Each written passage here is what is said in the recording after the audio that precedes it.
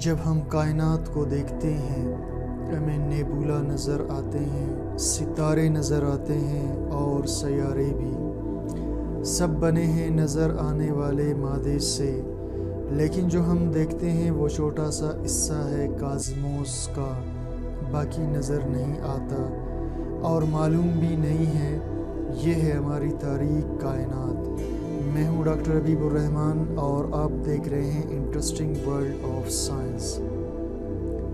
ہماری کائنات کا زیادہ تر کازموس تاریک ہے، بالکل رات کی طرح، اور روشنی سے انٹریکٹ نہیں کر سکتا، یعنی روشنی اس کو پہنچ نہیں پاتا یا اس میں داخل نہیں ہو سکتا۔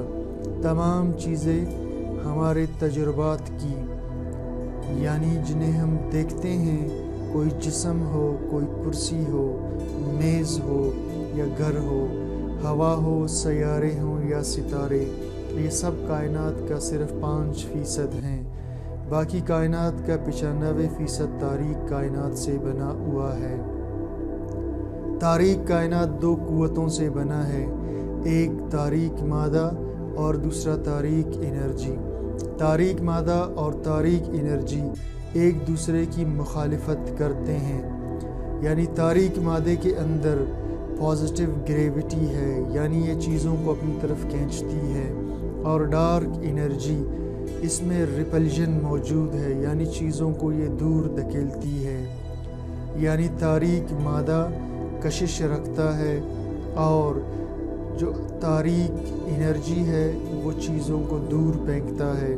جب سے کائنات بنی ہے یہ دونوں قوتیں باہم لگی ہوئی ہیں کائنات کو سنبھالنے میں۔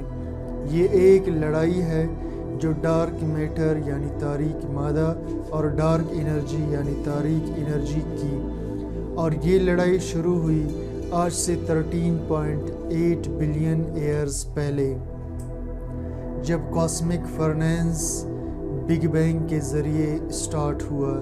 یہ لامحدود کائنات ایک سپر ہاٹ بال تھا، یعنی ایک گرم گیند، اور یہ انٹینس ریڈیشن سے یعنی شدید ریڈیشن سے بنا ہوا تھا، لیکن اچانک یہ بدلنا شروع ہوا ٹھنڈے اور پھیلتے ہوئے نظام میں، اور اس نے پیدا کرنا شروع کیا ہماری کائنات کو اور پھر تاریک کائنات کو۔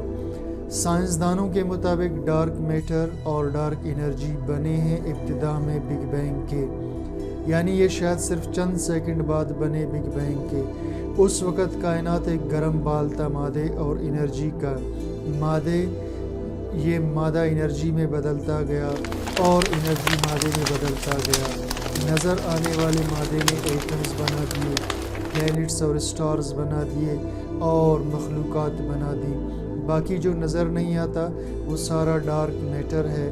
اب یہ ڈارک میٹر ہے کیا، اس بارے میں کچھ کہا نہیں جا سکتا، لیکن اس تاریک کائنات نے کچھ نشانات چھوڑے ہیں، کچھ سگنلز چھوڑے ہیں۔ ڈارک میٹر کئی چیزوں سے بنا ہو سکتا ہے، یہ عام مادہ بھی ہو سکتا ہے جسے ہم دیکھ نہیں پا رہے، یا یہ کوئی اور مادہ یا ذرات ہو سکتے ہیں جسے ہم معلوم نہیں کر پا رہے۔ یہ الیکٹران، پروٹون یا کوارکس بھی ہو سکتے ہیں، لیکن مسئلہ یہ ہے کہ یہ لائٹ کے ساتھ انٹریکٹ نہیں کرتے، اس وجہ سے ہم ان کا علم بھی نہیں رکھتے، جبکہ عام مادہ لائٹ کے ساتھ انٹریکٹ کرتا ہے۔ اسی لیے علامہ اقبال نے فرمایا، یہ کائنات ابھی ناتمام ہے شاید، کہ آ رہی ہے دمادم صدائے کن فیکون۔ اور میرے خیال سے ڈارک انرجی ایک اچھا نام ہے ہماری کم علمی کا۔ تو امید کرتا ہوں آپ کو یہ ویڈیو پسند آئی ہے۔ پسند آئی ہے تو چینل کو سبسکرائب کیجئے، لائک شیئر کیجئے۔ Thank you for watching.